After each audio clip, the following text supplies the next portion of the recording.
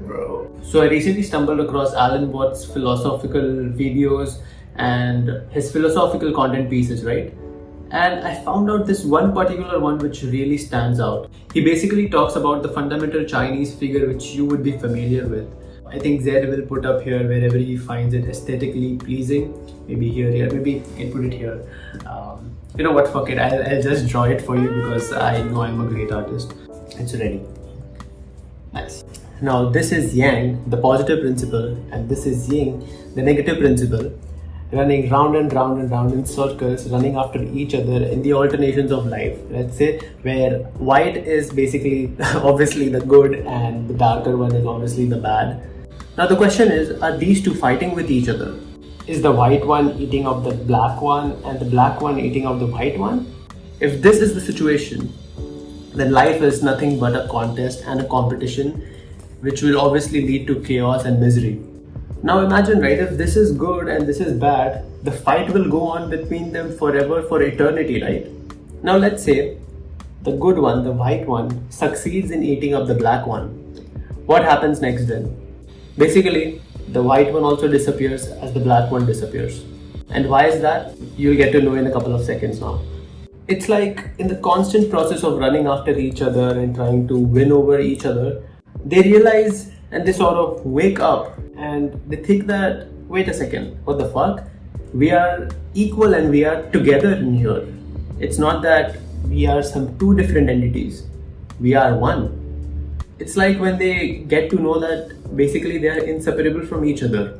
And this whole experience of realization is what we call as awakening in spiritual terms, where Alan Watts explains it in a very beautiful manner than what I am trying to explain here. But if you could just take one thing here, that good exists because of evil and evil exists because of good. Underlying everything which is negative and which is bad in terms of whatever it is, which is painful, which causes suffering, there is a kind of necessity to it because it goes with the good and it is for the good itself. And yeah, of course, by explaining all this philosophical stuff, I'm not trying to make you a monk or asking you to be one. Now, there might be situations where you might feel very negative about yourself. Maybe you're not doing well in studies. You're constantly comparing yourself with your peers. Maybe you made some mistake. Maybe you did some bad stuff and that's the reason you're feeling guilty, shameful, and you basically feel like a piece of shit. And it's kind of necessary thing to have. Now, I'm not saying that you have to embrace it and you have to feel okay with it. No. You just have to accept that it is a necessary thing and it is a part of the whole process. So coming back to the title of this video, I know we went too far into the philosophical aspect, but real talk now. When you feel that you feel negative, you feel like a piece of shit, there is this overthinking which creeps in. Why does that happen? It is because you are fighting against that whole thing. You're fighting against the negativity which is constantly going on in circles where you end up nowhere. In simpler terms, awakening here can be used as if to be aware of what thoughts you are thinking and what is going on inside of your head. The very first thing which you have to do in order to be free from this whole thought process of negativity and darkness is basically to refuse to get into conflict with it. Leave it. You don't have to fight it at all. Because the more you fight, the more you get involved in it, and think about you're in quicksand and the more you move, the more you just go deep inside that shit, which will again then bring you some kind of misery and maybe you will also die in that quicksand, right? So first thing is refuse to get in conflict with those negative situations, negative thought processes, or any sort of destructive thinking which you have because of something which happened with you. Now, coming up to the second best thing which you can do to stop bullying yourself is that you have to understand that you don't have any right to judge or change anything about that particular thought / event / situation, whatever it is.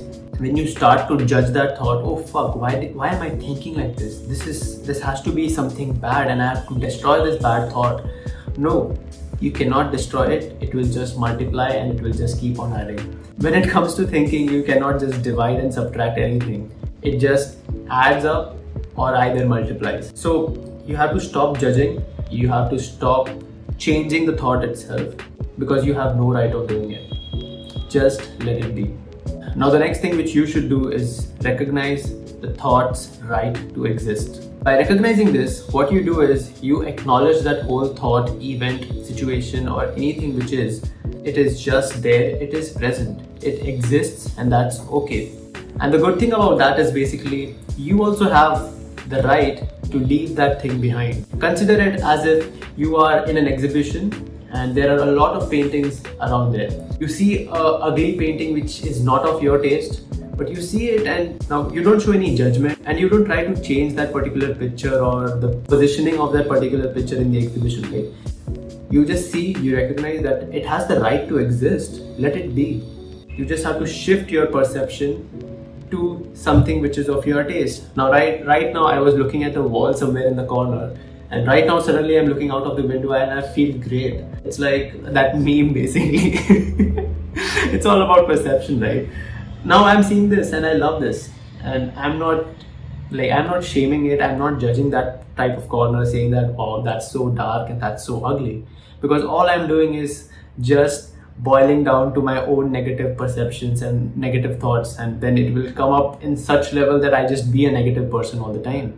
It's better to just recognize that it has the right to exist, but I also have the right to not look at it and look at something which I really like looking at. Now, lastly, I would just say one more thing. You have the power of choice. You have the choice of having the positive influence in your life. Now, when I say there is good and bad and these things are one, it's the dance between the two. What you can do is you can have the perception of looking at the positives inside of your life. And once you do that, you become a positivity god, man, and people will really love you for that. People will really see that you have that spark in your eyes. I'm not showing off my spark in my eyes. I think I'm kind of sleep deprived. You can see my eye bags, man. That's what it is when I speak of the power of choice.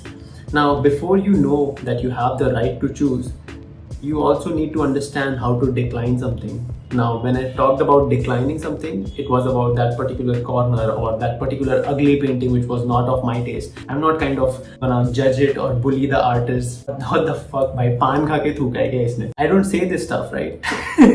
I mean, that's not something which you should do at all. It's just, it exists, it has the right to do so, and so do I. I have the right to not look at it and leave that thing behind and look at something which I really like. That's how you basically stop bullying yourself. So thanks for watching. See you in another one. Make sure that you apply this somewhere in your life. Make sure that you have the choice. But before having that choice, know that you have the right to decline something as well and look at the positives. Right? See you in another one.